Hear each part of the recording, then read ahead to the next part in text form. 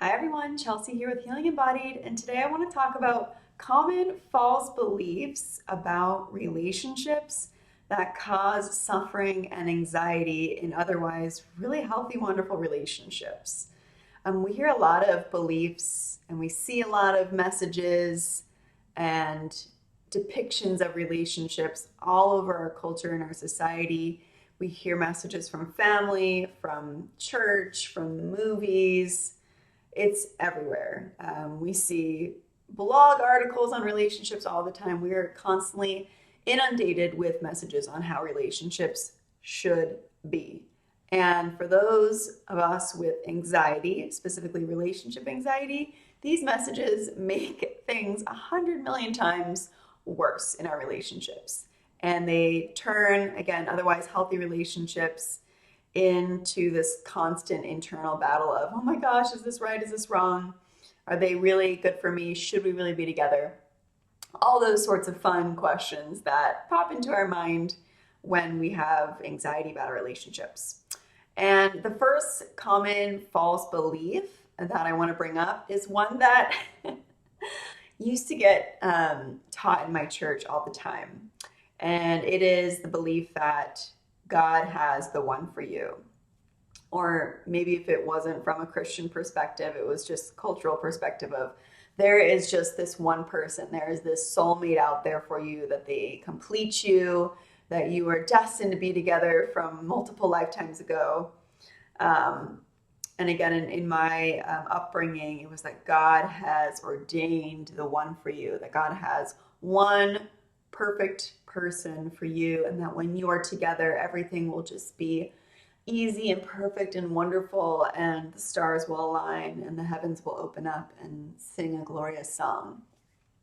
Um, and I just want to call bullshit on that belief and give you permission to let that one go if it's causing you anxiety, because it makes us feel like if there's any problems in our relationship, we go and question and think, oh, then is this not the one? Since I'm experiencing problems and we're fighting, or I'm feeling anxious, does this mean that they're not the one?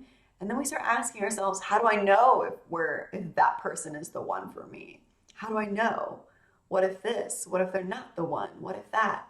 And we can go on and on and on with anxious thoughts about if our partner is the one, if they're the right person for us. And I just want to say there's no such thing as the perfect right person for you. There's not. It's just about choosing someone. And there is no one person for us. So let that sink in. It's your choice of just who you want to be with. And the second common false belief that causes relationship anxiety is that you have to be compatible, that being compatible is the most important thing. You even hear like eHarmony commercials saying like compatibility, and we're going to match you with someone who's really compatible.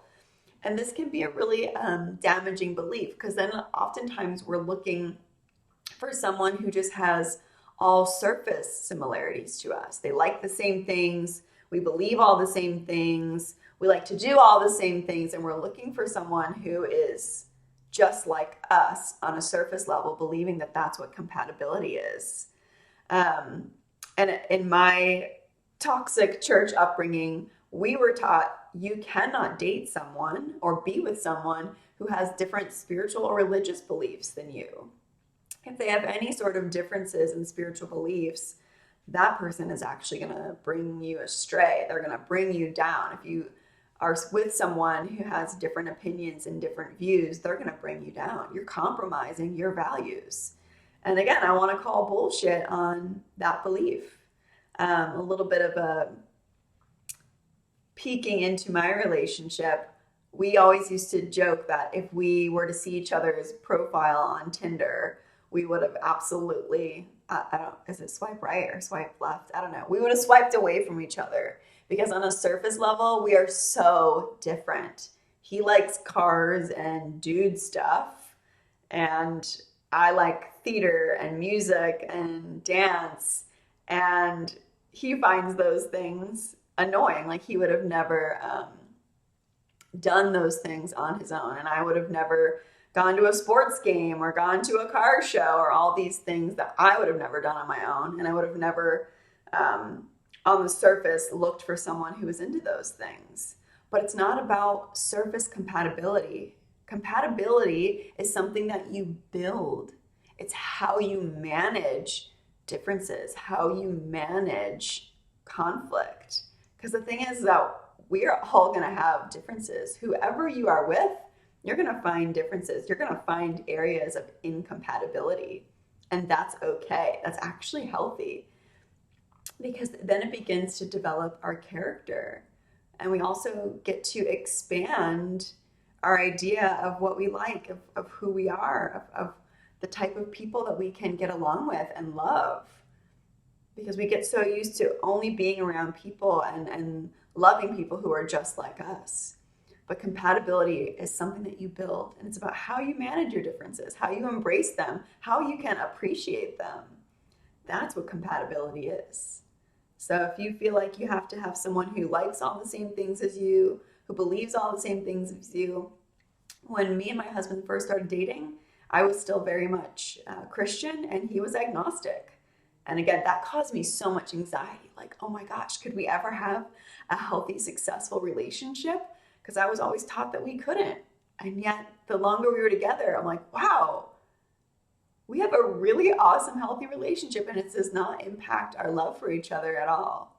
So this idea of surface level compatibility is actually really toxic, that we need to be looking for someone who's just like us rather than learning how to navigate differences.